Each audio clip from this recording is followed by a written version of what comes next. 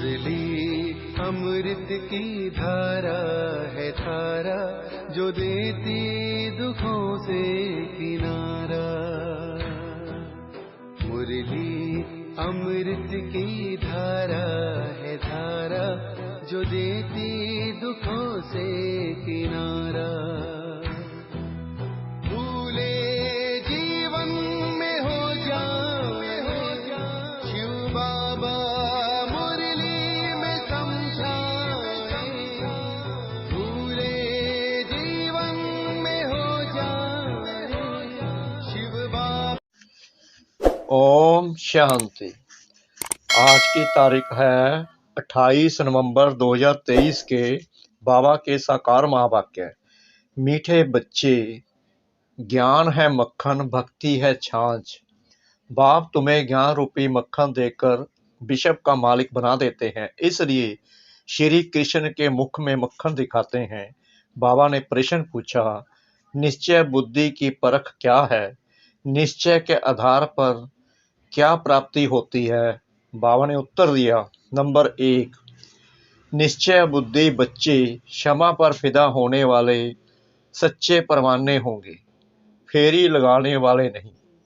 जो क्षमा पर फिदा हो जाते हैं वही राजाई में आते हैं, फेरी लगाने वाले प्रजा में चले जाते हैं। नंबर 2, धरत पर ये धर्म न छोड़िए। यह प्रतिज्ञा निश्चय बुद्धि बच्चों की है।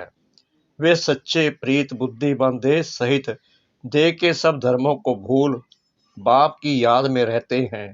गीत। छोड़ भी दे आकाश सिंहासन। छोड़ भी दे आकाश सिंहासन, छोड़ भी दे आकाश सिंहासन, इस धरती पर आया रे। ओम शांति। भगवानुवाच। भगवान कहा जाता है निराकार परम पिता को। भगवानुवाच किसने कहा? उस निराकार परम पिता परमात्मा ने। निराकार बाप निराकार आत्माओं को बैठ समझाते हैं। निराकार आत्मा इस शरीर रूपी कर्मेंद्रियों से सुनती है। आत्मा को ना मेल ना फीमेल कहा जाता है, उनको आत्मा ही कहा जाता है। आत्मा स्वयं इन ऑर्गन्स द्वारा कहती है, मैं एक शरीर छोड़ दूसरा लेती हूँ। जो भी मनुष्य मात्र हैं वह सब ब्रदर्स हैं। जब निराकार परमपिता परमात्मा की संतान है तो आपस में सब भाई भाई हैं। जब प्रजापिता ब्रह्मा की संतान है तो भाई बहन हैं। यह हमेशा सबको समझाते रहो, भगवान रक्षक है, भक्तों को भक्ति का फल देने वाला है।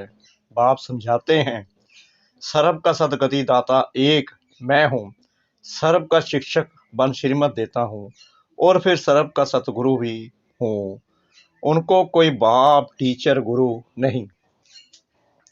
वहीं बाप प्राचीन भारत का राजयोग सिखलाने वाला है, श्री कृष्ण नहीं। श्री कृष्ण को बाप नहीं कह सकते, उनको देवी गुणधारी स्वर्ग का प्रिंस कहा जाता है। पतित पावन सदगति दाता एक को कहा जाता है। अभी सब दुखी पाप आत्मा भ्रष्टाचारी हैं। भारत ही सतयुग में देवी श्रेष्ठाचारी था, फिर वह भ्रष्टाचारी असुरी राज्य होता है। सब कहते हैं पतित पावन आओ, आकर राम राज्य स्थापन करो, तो अब रावण राज्य है। रावण को जलाते भी हैं, लेकिन रावण को कोई भी विद्वान आचार्य पंडित नहीं जानते। सतयुग से त्रेता तक राम राज्य है, द्वापर से कलयुग तक रावण राज्य है। ब्रह्मा का दिन सो ब्रह्म कुमार कुमारियों का दिन। ब्रह्मा की रात सो बीके की रात। अभी रात पूरी हो दिन आना है, गाया हुआ है विनाश काले विपरीत बुद्धि। 3 सेनाएं भी हैं। परम पिता को कहा जाता है believed most God father. Ocean of knowledge. तो जरूर नॉलेज देते होंगे ना। सृष्टि का चैतन्य बीज रूप है, सुप्रीम सोल है, अर्थात ऊंच से ऊंच भगवान है। ऐसे नहीं कि सर्वव्यापी है। सर्वव्यापी कहना यह तो बाप को डिफेम करना है। बाप कहते हैं गलानी करते करते धर्म गलानी हो गई है। भारत कंगाल भ्रष्टाचारी बन गया है। ऐसे समय पर ही मुझे आना पड़ता है। भारत ही मेरा बर्थ प्लेस है। सोमनाथ का मंदिर, शिव का मंदिर भी यहाँ है। मैं अपने बर्थ प्लेस को ही स्वर्ग बनाता हूँ। फिर रावण नरक बनाता है, अर्थात रावण की मत पर चल नरकवासी आसुरी संप्रदाय बन पड़ते हैं। फिर उन्हों को बदलकर मैं देवी संप्रदाय श्रेष्ठाचारी बनाता हूँ। यह विशेष सागर है, वह है क्षीर सागर। वहाँ घी की नदियां बहती हैं। सतयुग त्रेता में भारत सदा सुखी सालवेंट था। हीरे ज्वारों के महल थे। अभी तो भारत 100% इंसॉल्वेंट है। मैं ही आकर 100% सॉल्वेंट श्रेष्ठाचारी बनाता हूँ। अब तो ऐसे भ्रष्टाचारी बन गए हैं जो अपने देवी धर्म को भूल गए हैं। बाप बैठ समझाते हैं कि भक्ति मार्ग है छाछ, ज्ञान मार्ग है मक्खन। श्री कृष्ण के मुख में मक्खन दिखलाते हैं, यानी विश्व का राज्य था। लक्ष्मी नारायण विश्व के मालिक थे। बाप ही आकर बेहद का बरसा देते हैं, अर्थात विश्व का मालिक बनाते हैं। कहते हैं मैं विश्व का मालिक नहीं बनता हूँ। अगर मालिक बनूं तो फिर माया से हार भी खानी पड़े। माया से हार तुम खाते हो, फिर जीत भी तुमको पानी है। यह 5 विकारों में फंसे हुए हैं। अभी मैं तुमको मंदिर में रहने लायक बनाता हूँ। सतयुग बड़ा मंदिर है, उसको शिवालय कहा जाता है। शिव का स्थापन किया हुआ कलयुग को वैशाल्य कहा जाता है। सब विकारी हैं। अब बाप कहते हैं दे के धर्म छोड़ अपने को आत्मा समझ मुझ बाप को याद करो। तुम बच्चों की अब बाप से प्रीत है। तुम और कोई को याद नहीं करते हो। तुम हो विनाश काले प्रीत बुद्धि। तुम जानते हो कि श्री श्री 108 परम पिता परमात्मा को ही कहा जाता है। 108 की माला फेरते हैं। ऊपर में है शिव बाबा, फिर मात पिता ब्रह्मा सरस्वती, फिर उनके बच्चे जो भारत को पावन बनाते हैं। रुद्राक्ष की माला गाई हुई है, उसको रुद्र यज्ञ भी कहा जाता है। कितना बड़ा राजसभ अश्वमेघ अविनाशी ज्ञान यज्ञ है। कितने वर्षों से चला आता है। जो भी अनेक धर्म आदि हैं, सब इस यज्ञ में खत्म हो जा रहे हैं, तभी यह यज्ञ पूरा होगा। यह है अविनाशी बाबा का अविनाशी यज्ञ। सब सामग्री इसमें स्वाहा हो जानी है। पूछते हैं विनाश कब होगा? अरे जो स्थापना करते हैं उनको ही फिर पालना करनी होती है। यह है शिव बाबा का रथ। शिव बाबा इसमें रथी है। बाकी कोई घोड़े गाड़ी आदि नहीं है। वह तो भक्ति मार्ग की सामग्री बैठ बनाई है। बाबा कहते हैं मैं इस प्रकृति का आधार लेता हूँ। बाप समझाते हैं पहले अभय विचारी भक्ति है, फिर कलयुग अंत में पूरी भय विचारी बन जाती है। फिर बाप आकर भारत को मक्खन देते हैं। तुम विश्व के मालिक बनने लिए पढ़ रहे हो। बाप आकर मक्खन खिलाते हैं। रावण राज्य में छाछ शुरू हो जाती है। ये सब समझने की बातें हैं। नए बच्चे तो इन बातों को समझ ना सकें। परमपिता परमात्मा को ही ज्ञान का सागर कहा जाता है। बाप कहते हैं मैं इस भक्ति मार्ग से किसी को भी नहीं मिलता हूँ। मैं जब आता हूँ तभी आकर भक्तों को भक्ति का फल देता हूँ। मैं लिबरेटर बनता हूँ। दुख से छुड़ाकर सबको शांति धाम सुख धाम ले जाता हूँ। निश्चय बुद्धि भजंती संशय बुद्धि विनशन्ति। बाप क्षमा है, उस पर परवाने कोई तो एकदम फिदा हो जाते हैं, कोई फेरी पहनकर चले जाते हैं, समझते कुछ नहीं। फिदा होने वाले बच्चे जानते हैं बरोबर बेहद के बाप से हमको बेहद का बरसा मिलता है। जो सिर्फ फेरी पहनकर चले जाते हैं वह तो फिर प्रजा में ही नंबरवार आ जाएंगे। जो फिदा होते हैं वह बरसा लेते हैं नंबरवार पुरुषार्थ अनुसार। पुरुषार्थ से ही प्रारब्ध मिलती है। ज्ञान का सागर एक ही बाप है, फिर ज्ञान प्रायलोप हो जाता है। तुम सदगति को पा लेते हो। सतयुग त्रेता में कोई गुरु गोसाई आदि नहीं होते। अभी सब उस बाप को याद करते हैं क्योंकि वह है ओशन ऑफ नॉलेज। सबकी सदगति कर देते हैं, फिर हाहाकार बंद हो जय जयकार हो जाती है। तुम सृष्टि के आदि मध्य अंत को जानते हो। तुम अब त्रिकालदर्शी त्रिनेत्री बने हो। तुमको रचता और रचना के आदि मध्य अंत की सारी नॉलेज मिल रही है। यह कोई दंत कथा नहीं है, गीता है भगवान की गाई हुई, परंतु श्री कृष्ण का नाम डाल खंडन कर दिया है। तुम बच्चों को अब सबका कल्याण करना है। तुम हो शिव शक्ति सेना, वंदे मातरम गाया हुआ है। वंदना पवित्र की ही की जाती है। कन्या पवित्र है तो सब उनकी वंदना करते हैं। ससुर घर गई और भिखारी बनी तो सबको माथा टेकती रहती है। सारा मदार पवित्रता पर है।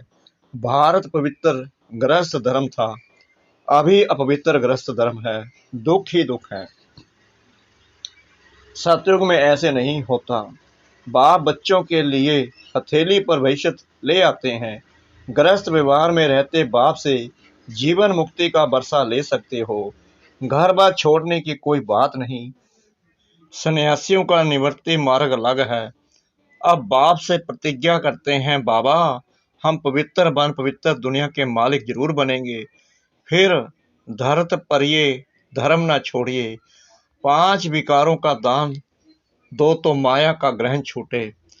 तब 16 कला संपूर्ण बनेंगे। सतयुग में है 16 कला संपूर्ण, संपूर्ण निर्विकारी। अब श्रीमत पर चलकर फिर से ऐसा बनना है। भगवान है ही गरीब निवाज। साहूकार इस ज्ञान को उठा नहीं सकते क्योंकि वह तो समझते हैं हमको धन आदि बहुत है, हम तो स्वर्ग में बैठे हैं, इसलिए अबलाएं अहिलाएं ही ज्ञान लेती हैं। भारत तो गरीब है, उनमें भी जो गरीब साधारण है उन्हों को ही बाप अपना बनाते हैं, उन्हों की ही तकदीर में है। सुदामा का मिसाल गाया हुआ है ना। साहूकारों को समझने की फुर्सत नहीं। राजेंद्र प्रसाद यानी भारत के प्रथम राष्ट्रपति के पास बच्चियां जाती थी, कहती थी बेहद के बाप को जानो तो तुम हीरे तुल्य बन जाएंगी। 7 रोज का कोर्स करो। कहता था हाँ बात तो बहुत अच्छी है, रिटायर होने के बाद कोर्स उठाऊंगा। रिटायर हुआ तो बोले बीमार हूँ, बड़े बड़े आदमियों को फुर्सत नहीं है।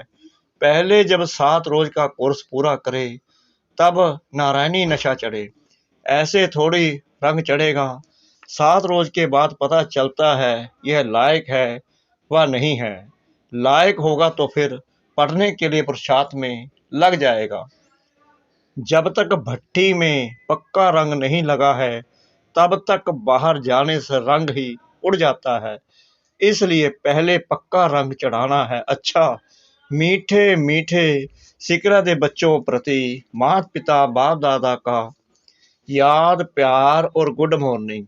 रूहानी बाप की रूहानी बच्चों को नमस्ते।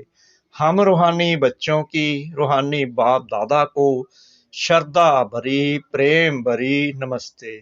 शुक्रिया बाबा, शुक्रिया बाबा, शुक्रिया बाबा इस मीठी मीठी मीठी मुरली के लिए। धारणा के लिए मुख्य सार। नंबर 1, शिव शक्ति बन विश्व कल्याण करना है। पवित्रता के आधार पर कोड़ी तुल्य मनुष्यों को हीरे तुल्य बनाना है। नंबर 2, श्रीमत पर विकारों का दान दे, संपूर्ण निर्विकारी 16 कला संपूर्ण बनना है, क्षमा पर फिदा होने वाला परवाना बनना है। वरदान, परिस्थितियों को साइड सीन समझ पार करने वाले स्मृति स्वरूप समर्थ आत्मा भाव। स्मृति स्वरूप आत्मा समर्थ होने के कारण परिस्थितियों को खेल समझती हैं, भले कितनी भी बड़ी परिस्थिति हो, लेकिन समर्थ आत्मा के लिए मंजिल पर पहुंचने के लिए यह सब रास्ते के साइड सीन है। लोग तो खर्चा करके भी साइड सीन देखने जाते हैं, तो स्मृति स्वरूप समर्थ आत्मा के लिए परिस्थिति कहो, पेपर कहो, विघ्न कहो, सब साइड सीन है। और स्मृति में है कि यह मंजिल के साइड सीन अनगिनत बार पार की है, नथिंग न्यू। स्लोगन, दूसरों की करेक्शन करने की बजाय बाप से कनेक्शन जोड़ लो तो वरदानों की अनुभूति होती रहेगी। दूसरों की करेक्शन करने की बजाय बाप से कनेक्शन जोड़ लो तो वरदानों की अनुभूति होती रहेगी। मातेश्वरी जी के मधुर महावाक्य। सिर्फ ओम के शब्द के उच्चारण से कोई फायदा नहीं। ओम रटो माना ओम जपो। जिस समय हम ओम शब्द कहते हैं तो ओम कहने का मतलब यह नहीं कि ओम शब्द का उच्चारण करना है। सिर्फ ओम कहने से कोई जीवन में फायदा नहीं, परंतु ओम के अर्थ स्वरूप में स्थित होना, उस ओम के अर्थ को जानने से मनुष्य को भी शांति प्राप्त होती है। अब मनुष्य चाहते तो अवश्य हैं कि हमें शांति प्राप्त होवे। उस शांति स्थापन के लिए बहुत सम्मेलन करते हैं, परंतु रिजल्ट ऐसे ही दिखाई दे रही है जो और अशांति दुख का कारण बनता रहता है। क्योंकि मुख्य कारण है कि मनुष्य आत्मा ने जब तक 5 विकारों को नष्ट नहीं किया है, तब तक दुनिया पर शांति कदाचित हो नहीं सकती। तो पहले हरेक मनुष्य को अपने 5 विकारों को वश करना है और अपनी आत्मा की डोर परमात्मा के साथ जोड़नी है, तभी शांति स्थापन होगी। तो मनुष्य अपने आप से पूछे, मैंने अपने 5 विकारों को नष्ट किया है, उनको जीतने का प्रयत्न किया है? अगर कोई पूछे तो हम अपने 5 विकारों को वश कैसे करें, तो उनको यह तरीका बताया जाता है कि पहले उनको ज्ञान और योग का वास धूप लगाओ, और साथ में परम पिता के महावाक्य हैं, मेरे साथ बुद्धि योग लगाए, मेरे बल को लेकर मुझ सर्वशक्तिवान प्रभु को याद करने से विकार हटते रहेंगे। अब इतनी चाहिए साधना जो खुद परमात्मा आकर हमें सिखाता है। अच्छा, ओम शांति।